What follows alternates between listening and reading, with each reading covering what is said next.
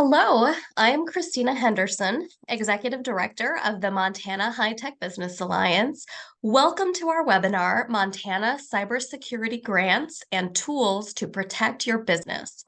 Today's webinar is co-hosted by Fishers Technology, and Fishers has generously donated 3 prizes that we will raffle off to 3 lucky attendees who are joining us live today. They are 4 Apple AirTags, a JBL Bluetooth speaker, and an Echo Dot. So afterwards, we will notify the winners through email. We are recording this session, and the video will be available on our website and emailed to everyone who registered. Today, we're pleased to welcome our panel of expert speakers. Ryan Alter is Professional Services Director with Fishers Technology in Missoula. Matt Durrin, Director of Training and Research with LMG Security in Missoula. Dena Johnson, Business Insurance Sales Executive with PayneWest Insurance and Billings. And we have a special guest, Vena Dagnall, Public Outreach and Operations Specialist with the Montana Department of Commerce in Helena. We will be conducting this webinar in a Q&A format with time at the end for some audience questions. If you have questions for our speakers throughout the program, please type them into the Q&A tool, and we'll try to answer as many as we can during our session today. To open, I'm going to invite each of our speakers to take a few minutes to tell us about your organization, your background, and what you do. We'll go alphabetical by last name. So Ryan Alter, if you could start things off for us. Perfect. Thank you so much, Christina. As introduced, my name is Ryan Alter. I'm the Professional Services Director at Fishers Technology. I feel it's important to inform you that my superpower is being able to geek translate what can sometimes be complicated IT matters into something that's more relatable to you and your business. Fishers is a Montana local trusted expert for all things office technology.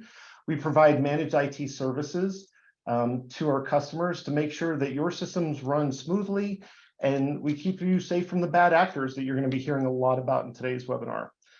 Prior to Fishers, I have 18 years running an MSP in Missoula, Montana, on my own with an amazing team that is still here over at Fishers, and worked at the University of Montana for about 10 years before that in IT. So a lot of experience here in Montana IT. All right, next up is Vena. Hi, I am Vena Dagnall with the Montana Department of Commerce, the Business MT Division. I am the Public Outreach and the Operations Manager. I have been with Commerce just under a year. Our goal is to support innovative industries and to grow businesses across the state, which strengthens Montana's economy and creates job opportunities for hardworking Montanans. And Matt. Perfect. Thank you so much, Christina. Hello, everyone. My name is Matt Durrin. I'm the Director of Training and Research for LMG Security, as introduced. LMG Security, if you're not familiar with us, operates as a cybersecurity consulting agency based out of Missoula, Montana. We are fully employee-owned. And we operate in a few different areas of the cybersecurity landscape. We do education and training, which is my primary department. We also do advisory and compliance services. So if you deal with sensitive information, financial information, HIPAA protected data, or anything like that, we have a full team on staff that can help you with assessing how you go about keeping that data safe and keeping it so that you're in compliance with state and federal regulations. And then our big department is the, I like to call them the cool kid hackers. We have an offensive security testing department, or our red team department. Penetration testing is really what they do.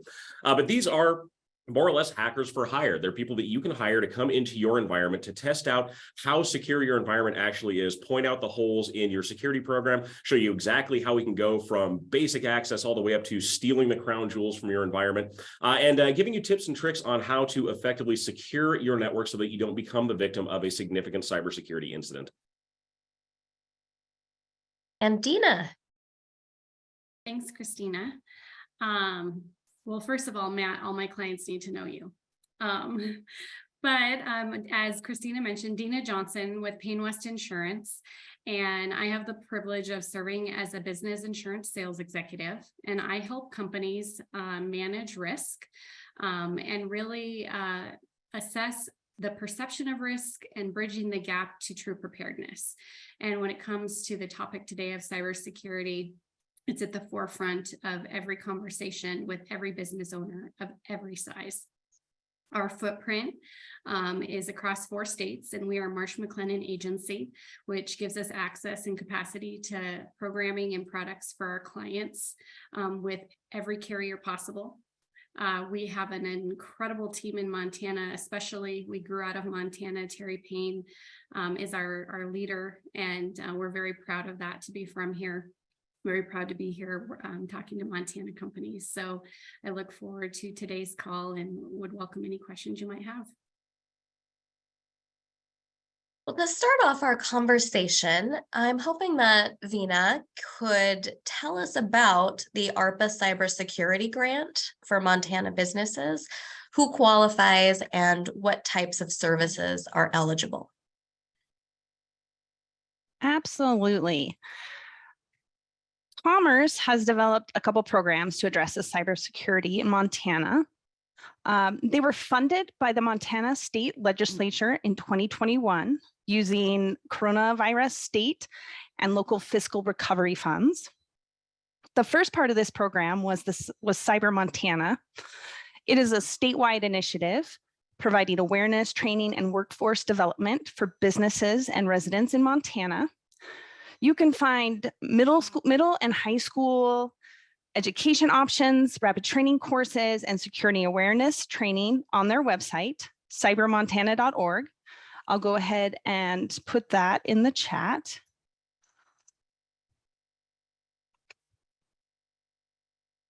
The second program is the Cybersecurity Reimbursement Program. This program aims to protect Montana businesses and encourage strong cybersecurity practices. Cyber attacks on all businesses, particularly small and medium-sized businesses, are becoming more frequent, targeted, and complex. The cyber program provides funds to directly assist small to medium-sized businesses with cybersecurity monitoring and security. Commerce has allocated approximately $2 million for this purpose. This is how the Cybersecurity Reimbursement Program works. You can apply at covidrelief.mt.org/submit. And again, I'll put that in the chat.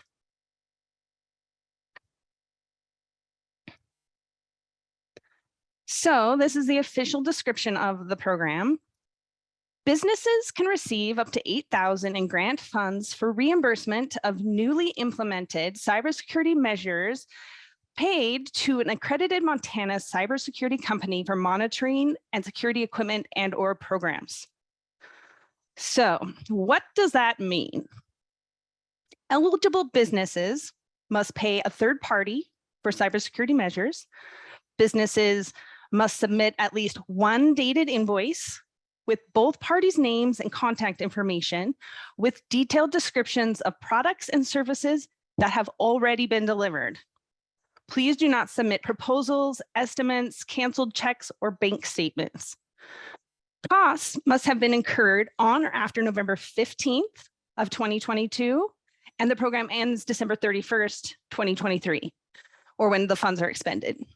Currently, there's around 1.6 million of the original 2 million. Though applications came in very slowly at first, they have definitely started to pick up thanks to our partners getting the word out.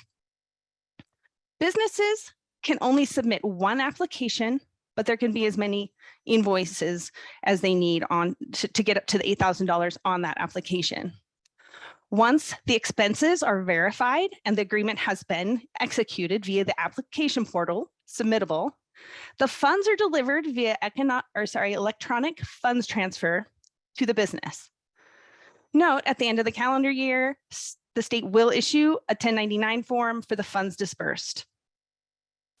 Just a few kind of definitions for this program. We define accredited Montana cybersecurity company as a managed service provider, an MSP, IT or security company registered with the Montana Secretary of State and with a physical address in Montana. The MSP must have a combination of education, certification, training, and continuous learning attributes required to implement cybersecurity measures effectively. Most companies offering the following services will qualify: security services, network security equipment, servers, wireless access points, data and cloud security, infrastructure protection, identity access management, real-time threat response, integrated risk management, and application security and training. A few ineligible activities include cyber insurance, computers or laptops, Microsoft Office, Norton Antivirus, or other similar programs, assessments and consultations that don't take any further action if they don't take the advice of the IT companies may be denied. Currently, the majority of our declined applications are because they're from a cybersecurity company that doesn't have a location in Montana, or it's like computers or software that doesn't qualify. Eligible businesses must be in good standing with the Secretary of State or tribal government. They must have at least 5, but no more than 50 employees. An employee is defined as someone who works an average of at least 30 hours per week for more than 120 days a year. An employee must be on the company's payroll and receive wages and benefits. So that means contracted employees are not included. Employees must be reported on the business's UI-5 form. The applicant also must have been in business for more than 1 year, and it must be a for-profit business. And of course, marijuana-related businesses are not eligible for federal grants. I'm going to go ahead and put my contact information in the chat. And if you have any questions, go ahead. Yeah. Oh, I was just going to say, if you post that in the chat, then maybe Melissa could post it in the Q&A for the attendees. The chat is not enabled. It's the Q&A okay. for webinar. Yeah, but thank you. All right, and hopefully, as we've been pulling those links that Vena mentioned and putting them in the Q&A. So hopefully all of our attendees are able to see that. Please let us know through the Q&A if you cannot see those links in that section.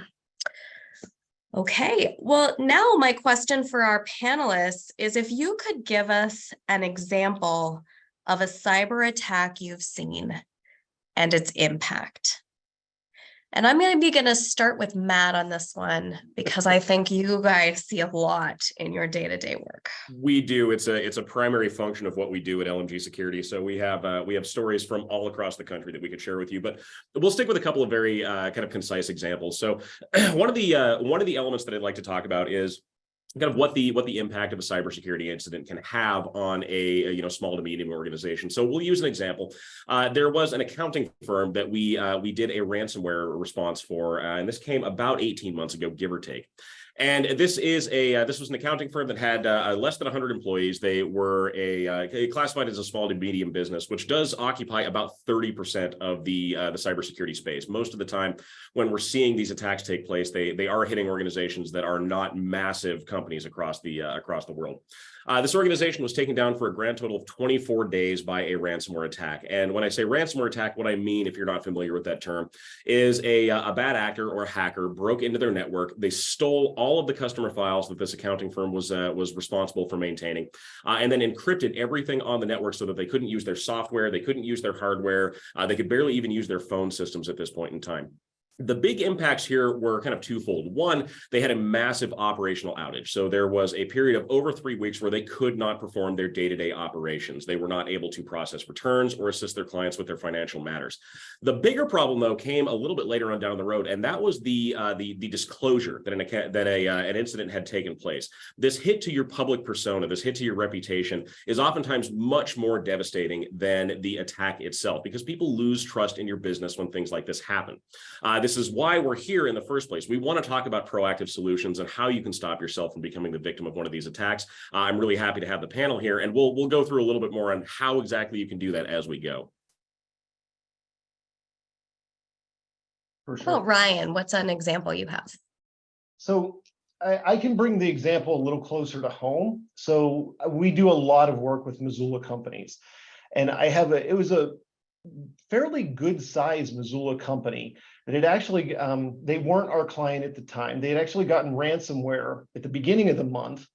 They thought they had cleaned everything up, and then they got it again at the end of the month. And that's when the CEO reached out to me and said, Ryan, like, you know something? I know what it was like going through ransomware once, and now we just got hit with it again. He was in Vegas, and he's like, I'm standing on this balcony, and I'm wondering if the balcony is the answer to this. And I'm like, no, the balcony is not the answer, but we're probably going to need something close to a blank check to fix this. Like, I don't know how much this is going to cost. We tend to see it start out at about $30,000 to $40,000 in remediation, and then it just goes up from there. And this is why Dena is on this call to talk about cyber insurance. One of the key things, Matt said that we were going to talk about specific things. In this instance, backups are key. Those off-site backups that don't have a connection to your network. And a lot of people still do the, like, I take my hard drive and put it in the safe. There is better technologies that rely less on people, and the kids got to go to school and I forgot to take that hard drive, but that was the night that it happened type of thing. And so I'm always happy to talk to people about their backup strategies and how to improve those. And Dena, how about you? Do you have an example? Sure do. I wish I could say I only had a few, but I have many. I selected one for today, and I'm going to tell the story in a little bit different vantage point. So my client went into his office on a Saturday early in the morning and sat down.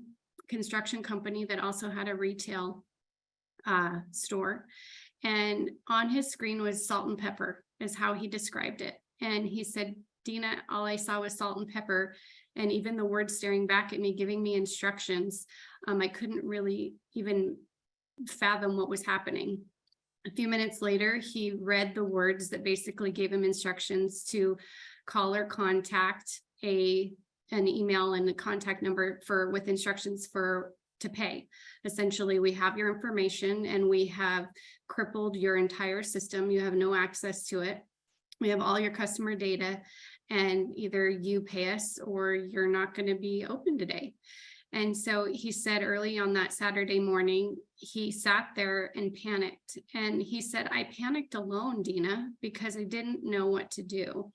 And so in the next 45 minutes, I'll summarize, he reached out to our office, which was closed, and then was able to reach out to two producers, myself and my colleague, John Roberts, who then quickly was able to connect him with, thankfully, the carrier who he purchased cyber insurance from only months prior.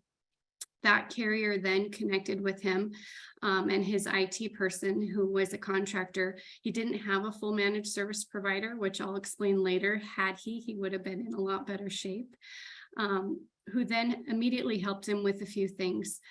Forensic, which could go in and analyze, which is what a managed service provider will do and your carrier will pay for, to identify how bad is the damage, what are we looking at? Do they have all our information? Do they have our financial information? In his case, they had most everything, and it was barreling down a long line of more questions and answers. The breach coach was also part of the carrier support, which is legal, who stepped in and immediately started negotiating with the bad actors. So on the back end, the forensic coaches were looking at how bad is this, and the breach coaches were negotiating with the bad actors. So he was no longer sitting there panicking alone. He also was in communication with my team so that he could work through what was next. He also had peace of mind in knowing that no matter how many zeros were going on that check, he likely had enough coverage. And at the end of the day, he did. It took 4 months to get everything back up and running. And what he learned from forensics is there were two bad actors in his system that had simultaneously attacked. One was worse than the other. On the back end, he said what he would recommend is that although they had backups, they weren't using them regularly. And so their information wasn't bit about 25% of what they needed. And had they worked with a Ryan or a Matt, they would have been more protected. What they also learned is that employee training is really important. And just because you think as the owner that you common sense would not click on something, imagine your weakest link, so to speak, on your team, and what would they do? And what are your vulnerabilities? Because at the end of the day, these bad actors are not just sophisticated anymore like they used to who created the systems. They're selling their software to thieves all across the country and all across the globe. And they're getting into businesses of all sizes, because these thieves, these lower level bad actors, they don't care about the targets or the big companies or the large governmental organizations. They care about the small business owner, the medium-sized business owner, and the business owner that just needs to get up and running. And those are averaging anywhere from 40 to 50,000 in ransom all the way up to millions, depending on the size. What he wanted to leave, and this was him speaking to give this example of sharing, is that this is happening. It is happening in our state, and this business owner is in Billings, Montana. And so they're my client right here. They're your neighbor, and probably you've been a customer of theirs. So that would be the example that I have to share. Well, now that we've had some scary examples to frighten us into action, what should Montana companies consider if they want to be proactive in protecting against these kinds of cyber threats? And maybe we'll go in the same order, maybe Matt, Ryan, and then Dena. Sure. Yeah. So there's a couple of things that that businesses, in our experience anyway, really should be focusing on when it comes to successfully defending against these kind of attacks. And I know Ryan will get into this, but having that trusted technology partner, at just a phone call away, can be invaluable when you come into situations like this. As we heard Dena mention, the example she gave, I mean, it can be a very stressful event when something like a cybersecurity incident, and especially something as blatant and destructive as ransomware, takes place. And we never want someone to feel like they are alone in dealing with a situation like that. That is again, a horrifying position to find yourself in. So knowing that you have someone at your back, someone who can assist you with recovery, with remediation, with a forensic investigation, things like that, can be a really kind of almost comforting parachute to have ready to pull at any given point in time. Now, when we're talking about other proactive measures you can take, as was also mentioned, your employees' training, your employees' ability to act as a frontline level of defense for you is essential in stopping attacks from taking place. When we talk about ransomware getting into a network, about 86% of the time we see that coming as the result of something as simple as a phishing email. These are not nation-state actors that are going after your environments. These are people who are just simply sending off viruses inside of an email, hoping someone inside the organization clicks it. So doing something like doing proactive email phishing testing, doing social engineering testing, having KnowBe4 so that you can regularly test and evaluate your security posture can be a huge benefit to your cybersecurity program. Plus, I mean, your employees really do need those tools to protect themselves, not just in their work life, but also in their personal life. Again, that level of knowledge, that creation of a culture of security inside your environment can basically make or break your ability to stop these attacks from happening. And Ryan, I'll toss it over to you. I know you've got thoughts on this one. Of course. Thank you so much, Matt. So I think one of the things that's really important to run home here is, why have a company like Fisher's working with you? Okay. A lot of times I hear, well, we have an in-house person. That's great. When I had Alter Enterprise, we had 20 people, super talented people, and I still didn't feel like we had enough knowledge with what was going on there out in the world. And this is part of the reason why we joined a larger team. Now we're a team of over 200, and I've got so much more resources, because there's no way one person can protect an entire network on their own. It's just, it used to be a thing back in, what do you say, Matt, back in the 80s, right? Like things weren't that complicated back then. But today it's much more complicated. And there's a lot of products that you need that are expensive if you just try to buy them yourselves, where with an MSP, we can help spread that cost of those softwares out, and the gizmos don't cost you as much. I can tell you also that the things that the grants cover, we can help you with all of those, including the KnowBe4, like Matt was talking about.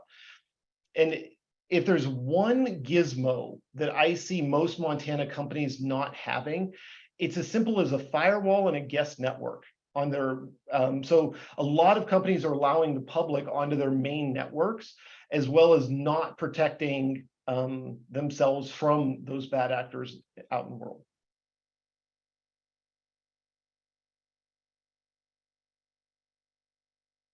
Go ahead, Dena. What would you say companies can do to be proactive to protect against cyber threats? Absolutely. So I'm sure we could give so many things today. What I will tell you is that the number one cause for attacks, and when we see a loss, covered or not, is human error. And at the end of the day, that is really it. So when you touched on employee training, that's what I would emphasize the most. And that training can come from your managed service provider. It can come from your insurance agent. In partnership, we like to see that combination. And that really is the number one thing. Next in line to that low hanging fruit would be multi-factor authentication. It's not expensive. You can go out right now to LastPass multi-factor authentication and get your own plan.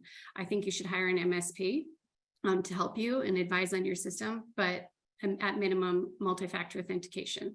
Offline backups, minimum. And this list I'm giving you are the things that my underwriters require at minimum.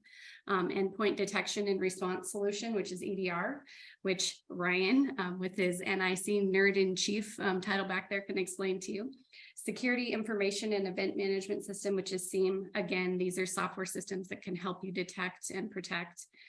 Employee awareness training, I'm going to say it again, and then penetration testing and vulnerability scans. Those are the minimum things. There's a list of about 20 other things that I won't go in today because Ryan and Matt are here, and I typically only cover those when I don't have an MSP. They're really that expert. Take advantage of the grant monies that are available. $8,000, that's incredible. That will get you a great start. There's a lot more that can be done, but at minimum, find out where you're vulnerable. You might think that you're protected and have backups. That example I shared with you, they thought they were backed up more than they were. They thought that the provider, the IT person that they had them covered, and they weren't.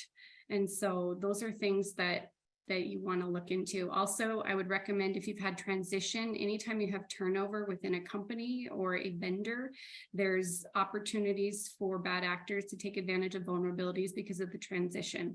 An announcement of a new employee, a new CEO, an acquisition, things that are happening within your supply chain. Believe it or not, this is data that helps fuel these bad actors in terms of who they're going to target, and industries that are, as you saw during COVID, healthcare became a huge target. Why? Because they're overworked and burnout, and employee burnout, going back to human error, it's critical. Know where you're at, understand what's happening with your team, and pay attention, because humans make mistakes. And when they're stretched too thin, they make mistakes. When they're working remotely and they don't have the right tools in place, they make mistakes. We all make mistakes.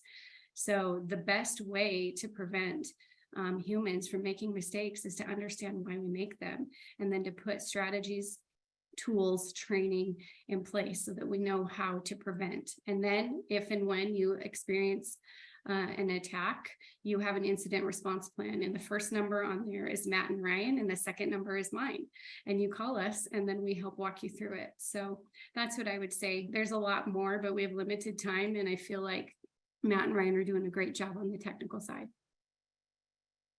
We did have a question, Dena. Do you share your list of actions that are required by your underwriters?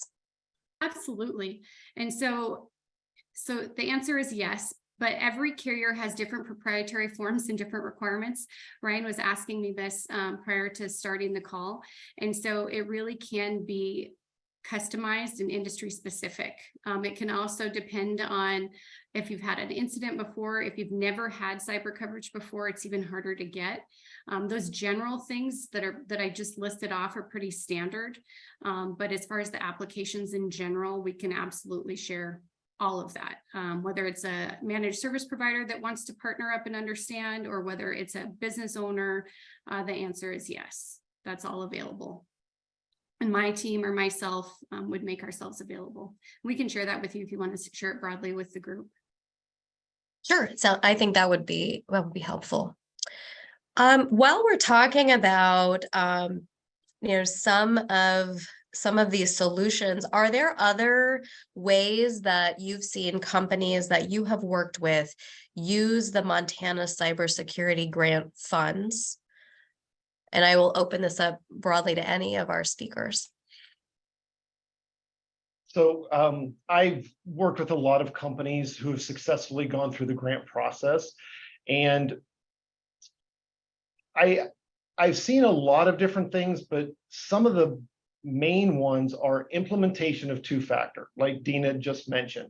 It's key for preventing a lot of these attacks.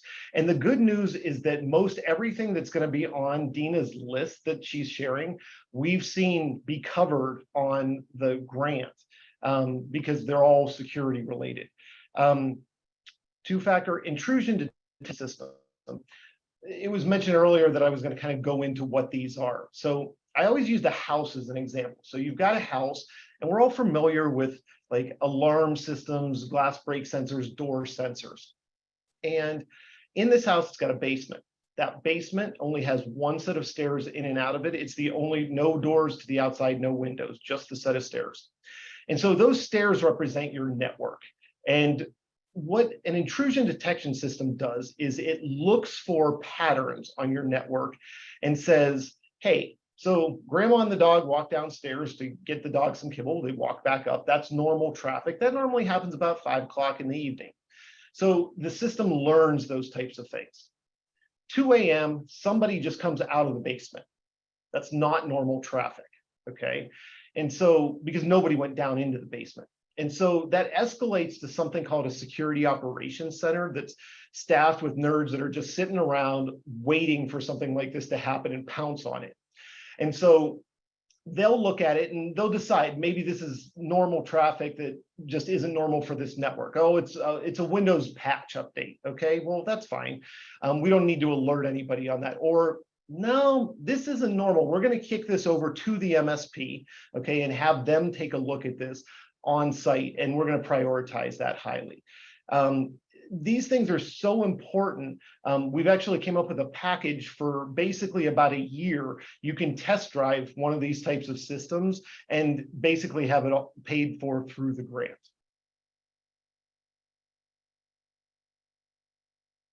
Right, I really like your example of the house in terms of describing security, because I mean, it really, that is what it comes down to. And the organizations that we've seen that are taking advantage of this grant are really utilizing the funding for pretty much what Ryan said. I mean, these are security improvements to their network that they would otherwise either not have the funding for natively, or had just not really thought about before this kind of funding became available. Hardware improvements are huge. Multi-factor authentication deployments are essential in keeping things, especially like cloud security. Since most of us use things like Microsoft's Office 365 system or Google Workspace, having those MFA solutions in place stops a lot of attacks from even happening in the first place. And Ryan, I really like your inclusion of the IDS system. I mean, seeing someone come out of the metaphorical basement at 2 o'clock in the morning is not an exaggeration. I mean, that is how cyber attacks tend to take place. When we look at it, 3/4 of the time when we see a cybersecurity incident happen, the action is taking place after work hours or over the weekend. The single largest ransomware detonation in history happened right before the July 4th weekend. The MOVEit software vulnerability that we've seen in the news, why we see so many companies announcing data breaches right now, took place right before Memorial Day weekend. So having something in place, having that security operations center, or SOC, as you'll probably hear people describe it, at your back to basically watch your network when you're not around. Great use of those funds and a great way to just shore up your security a little bit more than normal. So Matt, a quick question for you. So most companies are familiar with firewalls, okay? So that secures the perimeter of our network. But what visibility do you guys have? What do you see behind that firewall? Like, what kind of visibility do you have without an IDS type system? Yeah, without an IDS system, Dena brought up the concept of what's referred to as a SIM, which is essentially a server that logs or pulls in logs from other devices and computers around your network. That's all well and good, but unless you have something actively looking at what's happening, between computers inside your network, moving back and forth between devices, it becomes very, very difficult to see what's actually happening. One of the biggest things that we see in a lot of our cases is kind of a reliance to a fault on something like antivirus software to protect you in case somebody actually gets into the network. I can assure you that most of the time when attackers are moving through your network, and our penetration testers do this very, very well at the same time, we're not relying on things like viruses. We're not relying on things that are going to set off the alarms inside your network if you just have antivirus software. We're using the tools you already have. We're being very quiet about the things we do. So having something like an IDS system or an EDR system, and I'm sorry, intrusion detection system or endpoint detection and response system, I'll not use acronyms for this. Those are really what we need to be able to tell if something is going wrong. Again, we see this in a majority of cases. And so it's something that I highly recommend anyone who doesn't already have take a serious look at implementing. Yeah, it's always fun when we have one of these systems in place and you guys do a network penetration test. And it's always like, we caught you, we saw you. No, we saw you do that too. I heard about one of those phone calls just the other day, Ryan. And Dena, we have learned that these funds cannot pay for cyber insurance. However, are there ways that you've seen clients you've worked with leverage the cybersecurity grant funds to set themselves up for a policy? So great question, Christina. What I would say is I have not firsthand seen anyone use the grant. But what I will tell you is that everything that's being described here, those are all things that our clients have to do before we can even begin to underwrite them for coverages. So our carriers in the marketplace, without some of these minimums, are going to say no. Beyond that, pricing is everything. So access to the best coverage at the most affordable price. The more you're doing to prevent, the better your pricing is going to be and the better capacity I can access for you from a standpoint of carriers or in the for-profit business.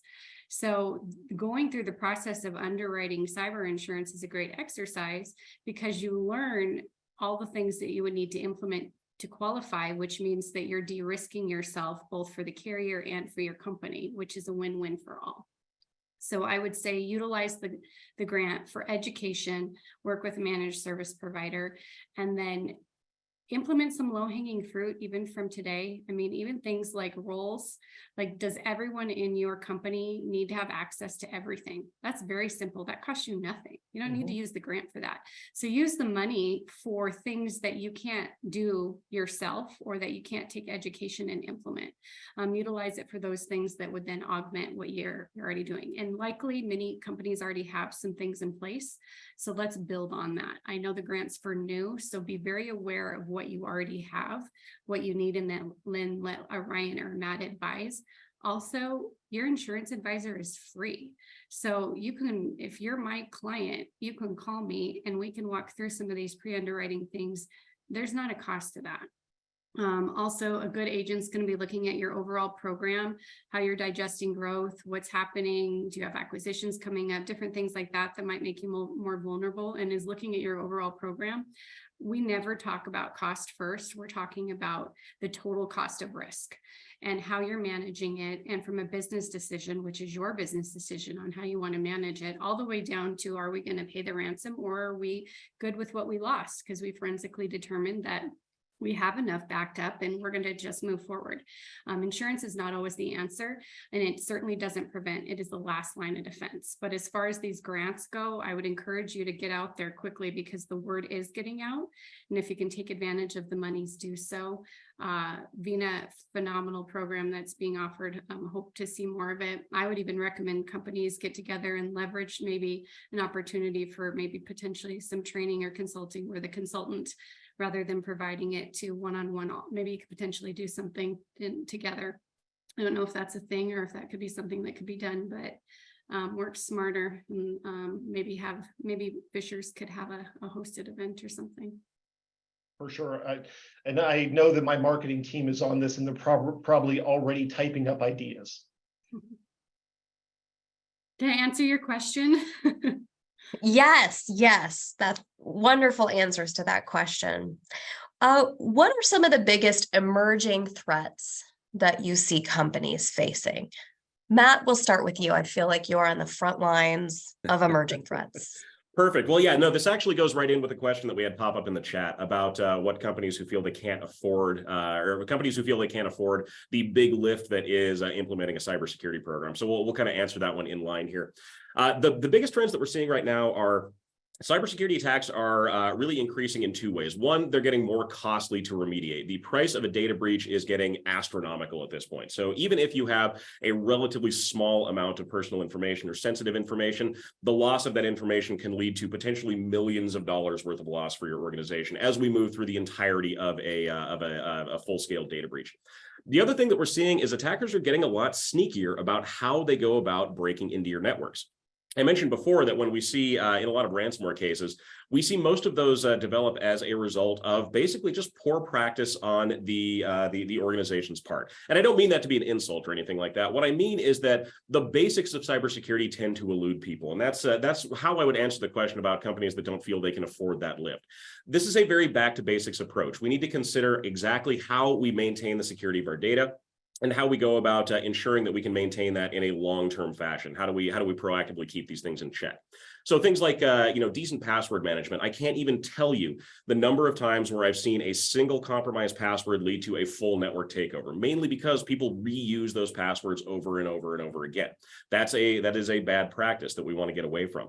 As Ryan mentioned, having something like an intrusion detection system that can spot attacks before they actually become really bad is a trend that we see a lot of organizations implementing at this point. The reason is a concept we like to call dwell time.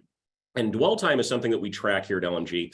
This is the amount of time it takes from when an actor or a bad actor originally compromises your network up until as we like to describe it, they detonate the fireworks at the end of the event, which is usually ransomware or some kind of massive data theft. The trend right now is that timeline is increasing. We're seeing regularly instances where a bad actor will remain inside of a network for 30, 60, 90, 180 days before something like this actually happens. So that trend of them sitting inside the network, of evaluating you, of determining exactly how much money they can squeeze out of your organization at this point is something that can't really be discounted. I mean, there are countless other ones, but I would say that's really kind of the big ones we'd like to showcase for the talk today. For sure. So Matt, I'm curious to go back to that big lift question that was in the comments. And you also mentioned passwords managers. So one of the things that I get questions about, and I'd love to hear your opinion on, is, aren't I putting all my eggs in one basket? Like, because all my passwords are there. What if they get hacked? What's your response to that? Yeah, so we hear that as a concern from a lot of people, and I will let Dena address this from the insurance side of things, but I know a lot of the other insurance companies I work with do put password managers as something that they put as a net positive for their insureds at this point in time. When we're talking about password managers, you're absolutely correct. You are kind of putting all your eggs in one basket, and there's no really nice way to get around that statement. But when we think about that, if you're going to put all your eggs in one basket, let's make sure it's a really nice basket. Let's make sure that the master password for something like LastPass is long, is unique, and you use a phishing resistant kind of multi-factor authentication to secure your access to those passwords. Me being in cybersecurity for as many years as I have, dealing with as many incidents as I have, seeing the kind of dark underbelly of the cybersecurity world, I use a password manager, and I would not advise anyone to not use one at this point. But again, getting back to those security fundamentals, as long as you're maintaining a secure password for it and you're aware of some of the risks that go along with it, you're going to be in really good shape utilizing a system like that. Again, highly recommended addition to your security protocols. For sure. And from a cost standpoint, like, I know there's even like a free version of LastPass that people could implement. If you are on Office 365 and use that for email, depending on your licensing level, you might all just have to check a box and work with your employees a little bit and implement two-factor authentication. So these are two of the things that are really going to help you and aren't going to cost you a lot of money. We actually just had a question pop up in the chat about LastPass. LastPass did actually suffer a cybersecurity incident fairly recently, and I'm actually glad someone brought that up because it kind of does showcase how natively secure these things can be. When LastPass came out and said they had suffered a data security incident, when they said they had, quote, lost their data, what they actually lost were encrypted volumes of people's passwords. And unless somebody actually has my master password, that encrypted volume doesn't actually matter. There's nothing they can do with it. Which goes to the underlying security that we're looking for in a solution like this. Exactly. Dena, is there anything you would add about emerging threats that you see companies facing? Sure. So everything that's been listed, of course, piggybacking on, the biggest thing is it's not going away. It's not becoming something, it is something. It's an industry. They have customer service offices and operate as a business. It's going to continue to be a threat. They are hitting companies of all sizes. As mentioned, they are hitting on a Saturday when it's hard to find help. Hybrid remote work is continuing to be an issue, just because having systems not set up and able to fall in line with where it needs to be set up appropriately. Again, a managed service provider can help with that. Also, from the sophistication of the bad actors, it used to be that you could point out bad grammar and the thing would come through and it was so obvious that, oh, this is definitely, you know, even most employees are going to say, oh, this is absolutely it. But I'll give you an example of one that happened, and it was an e-card. So an e-card comes through and it says in the header, I'll use our COO's name. Sarah Walsh has sent Dena Johnson a e-card congratulating her on outstanding performance. That sounds fun. And immediately I'm like, oh, an e-card. And so there are 5 places within that email to click, and also little notes that say, as an e-card, we will not send you any marketing subscriptions. This card will not enroll you in any lists or sales. We appreciate the business of your company to provide e-cards.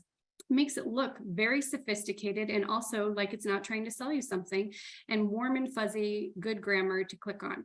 Now, I want everyone on this call to think about, do you have a single employee that might click on that e-card? So the trend is the sophistication of these bad actors. It's getting more sophisticated because they're learning and they are becoming innovative, and they are figuring out that their biggest challenge is outsmarting the smartest, not the smartest person on the team, but the person on the team that might be the most vulnerable. And they're learning. And when they get in and they finally are in, they might hang out for a while and they're going to get to know who they want to manipulate, learn how they talk, speak, type, grammar errors, you name it. And before they make their move, they're learning. So these are not unsophisticated bad actors. So I would say the trend is that is what we're seeing come back as far as the highest volume of claims, is because it wasn't like, oh my gosh, I can't believe they clicked on it. It was, oh wow, this was pretty bad. This was pretty believable. A somewhat related question posed by our audience: what are the positive and negative roles of AI and LLMs in growing cybersecurity risks and prevention tools that businesses should be aware of? How are those tools being used for good or ill? Ryan, you want to take this one? No, you take it first. I'm curious to hear your thoughts. Yeah, so for those of you who don't follow us on social media, we actually just got back from what we refer to as Hacker Summer Camp, which is the Black Hat, DEF CON, and B-Sides conferences in Las Vegas right at the very beginning of the month. Primary topic of discussion at all 3 of those conferences was the role of artificial intelligence in cybersecurity, both in a positive and negative light. From the negative side of things, artificial intelligence is being used to basically speed up and really kind of refine the process of what we call spear phishing. And spear phishing is when a bad actor will target your organization specifically. Dena had mentioned something like an e-card being sent through, and that is a perfect example of how we identify those kind of attacks. Previously, when we tell people to look for things that would be a telltale sign of a phishing email, we see bad grammar as kind of a primary driver, because in a lot of those cases, the person who is creating that email doesn't speak English as a primary language. So it becomes pretty easy to spot when there is an awkward sentence or poor wording or something like that. If you're using a large-scale language model like ChatGPT as an example, you can create very, very convincing pieces of text and very kind of natural sounding phrasing that gets by a lot of those initial checks. Now, on the positive side of things, artificial intelligence is also being used to detect these attacks coming in. One, because AI is actually pretty good at detecting when something was written by an AI, so that's a nice thing to have at your fingertips. But also, it functions a lot faster than a a standard review of something like a phishing email. If an AI system can catch that ahead of time and keep it from even getting to your inbox in the first place, you're going to be all the better for it. And I think most of the security tools that we rely on, we will likely see integrate some level of artificial intelligence as we move forward here over about the next decade or so. Well, and to that point, Matt, that our intrusion detection system that we're using already has some level of AI implemented in it.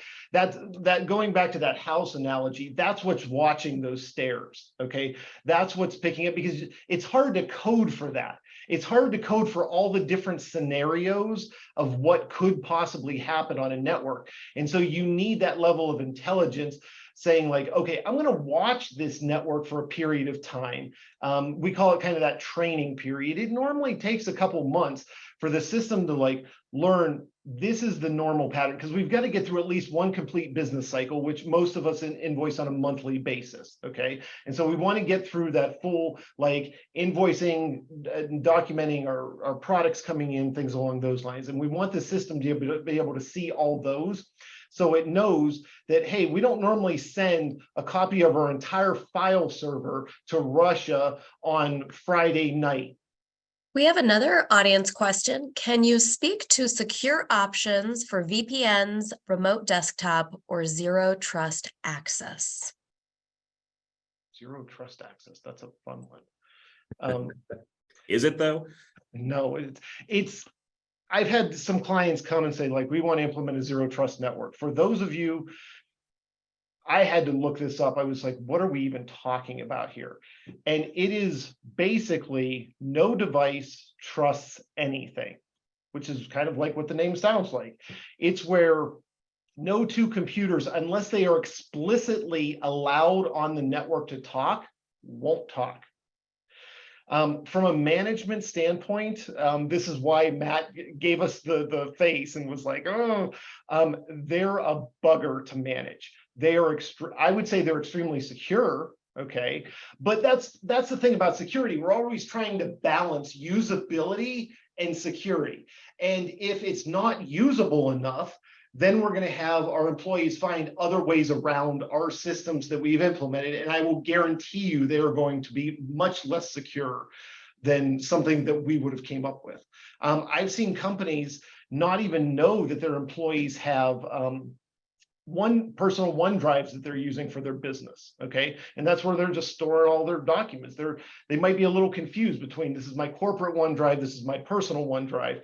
And so I've seen, like Dena said, when you have those employees transfer either into different roles or outside of your organization, and you're like, well, where'd all that data go? Well, it was in their personal OneDrive type of thing.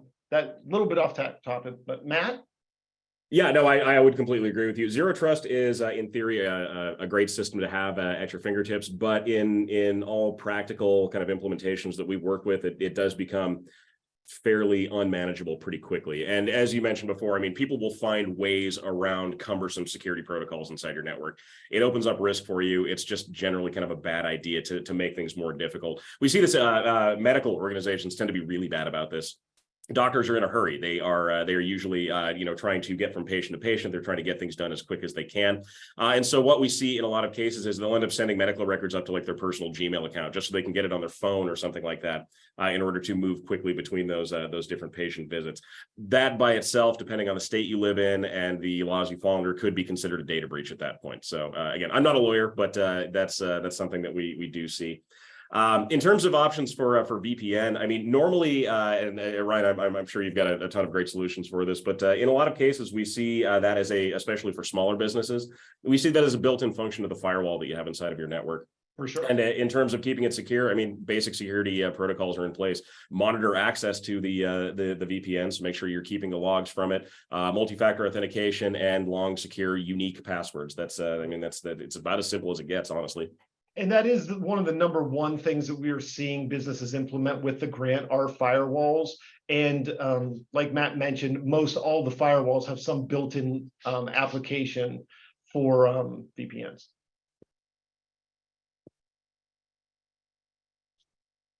For our speakers, are there other common cybersecurity mistakes you see companies make? the number one things that comes to my mind is the culture around security. Okay, people like to do things that are fun. Okay, and so how do we make cybersecurity fun and not have it have this stigmatism? It's like, oh, if I click on a phishing link 3 times in my training program, they fire me. I've actually seen businesses implement stuff like that. That's going to scare a lot of people for sure. What we've encouraged with a lot of our clients is Starbucks gift cards, $5 Starbucks gift cards, and maybe once a month, like you're submitting in a secure manner to someone who can judge the best phishing attempt of the month. And it's not really about judging that best phishing attempt. It's about the gizmos can only do so much for us, okay? And it's about having that culture of talking about this on a normal basis that is going to be extremely helpful. And I think that's one of the biggest mistakes I see is they tend to come more from that fear standpoint of culture versus that fun, let's just make this part of who we are. I would tend to agree with you, Ryan. I think the big thing when we're talking about boosting a cybersecurity program is just the general understanding that cybersecurity risks are business risks. The two go hand in hand. And there's no nice way to get around that one. So making sure, when we're talking about common issues that we see in the landscape at this point, a failure to budget for cybersecurity is a big one that we see, and that's one of the reasons why I think this grant is so impactful when it comes to helping organizations that otherwise wouldn't be doing these kind of activities get into just basically into their own kind of cybersecurity programs at this point. It's super important, and it is something that if you don't do it correctly and if you don't put the appropriate level of funding and time into it, is essentially useless. You want to make sure that you are doing things right. Employee training is the other big one that we normally see. We hear people talk about employees being kind of like the weakest part of a security program, and I would tend to disagree with that characterization. What I would say though is your employees, your staff, the people who are the forward-facing kind of element of your business are going to be the most targeted when it comes down to what a criminal is going to go after. So making sure they have those tools, making sure that you are providing them with the time and the resources they need to, 1, understand these risks, 2, defend against them, and 3, not feel like they're going to get canned if they fail a phishing test is hugely important. Great. Vena, we do have a question in the Q&A that's clarifying who qualifies. So I might invite you to answer that. And for our remaining panelists with a final minute, is there anything you haven't gotten to mention that you think would be key for people to know or think about today? You each have 1 minute to share that. I'll go and let the experts end on the final. I would just say, as a non-IT person, I can tell you, working with companies, these managed service providers know what they're doing. Don't be overwhelmed. If you're sitting here thinking, oh my gosh, this was a lot, and maybe you're sitting here thinking, oh, I already knew all this. Either way, I can tell you there's something that they can help you with. Also, reach out to your agent. If it's not PayneWest, whoever it is, reach out. Our team's always going to make themselves available, whether you are or are not a client, to help direct you. And then low-hanging fruit is creating that culture. I really like the culture piece of that. This is everyone's job at your company, that we all are going to do this together. We're going to learn together, and it is not a top-down approach. It is everyone. And so have your leadership involved at the training, everyone doing it together. Don't have that be siloed, because learning together and also expressing where you're vulnerable and what you're doing and the why. It's not just the cost or the fact that our company could be crippled or that we could go down for 2 weeks or all these things that could happen. Like at the end of the day, the return on investment for whether you as an employee or your company and your profits or your nonprofit organization or your governmental, whatever it is, whether you qualify for the grant or not, you're all in this together. And so you don't all have to know it all, but all together and working with the right partners, you can find the things and the steps that you can take and figure out what you can do in its bite sizes, low hanging fruit. What are the things that we can do? And then last but not least, I will say hover on the email. Look at the link. Pause. If we simply pause, the number of times that we would simply pause are going to save you a lot of money. And I really appreciate being here today. Thank you all. Thank you. For my last moment, marketing@fisherstech.com is how you get a hold of us. It's also going to be in the chat. Remember, my superpower is taking all of this and making it those bite-sized chunks. And so it's not going to be so overwhelming for you. Yeah, I completely agree with Ryan on that one. Just remember that you are not alone in any of this. If you want more information on what we're talking about here, info@lmgsecurity.com is a great reference point. But just remember that you have resources available to you. I mean, we've seen on this call you have a group of us here who are more than happy to talk about these things with you at any point in time. So yeah, don't feel bad about reaching out. There are no dumb questions. I know this is a very vast subject, so feel free. Yep, and we will be sharing all these emails, websites, and information that was mentioned today in a follow-up email after the event. Thank you, Ryan, Matt, Dena, and Vena for sharing your experience today. Thank you to Fishers Technology for partnering with us at the Montana High Tech Business Alliance, and thank you for those fabulous prizes. We will follow up with 3 lucky winners after today's webinar. A recording will be made available on our website and also emailed to everyone who registered. For a full schedule of virtual and live tech events in Montana, you can visit mthightech.org/events. Thank you everyone for joining us today.